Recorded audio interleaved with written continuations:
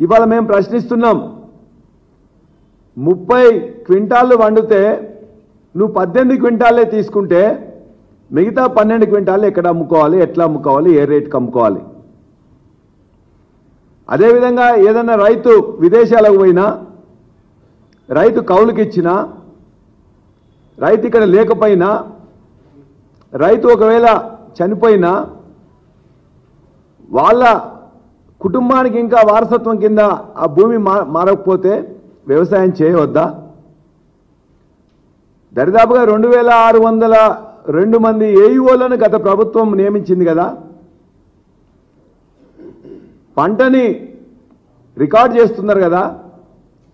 ఏ survey నెంబర్లో ఏ రైతు పంట వస్తుందో మీకు తెలుసు. ఎందుకు వేలిముద్రలు కావాలి?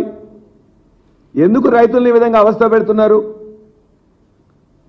రైతు కౌలుకి ఇవ్వద్దని చెప్పేసి మీరు ఏమైనా రాసి పెట్టినరా? ఈ విధంగా మొక్కజొన్న రైతుల ఉసురు తీసుకుంటున్నారు.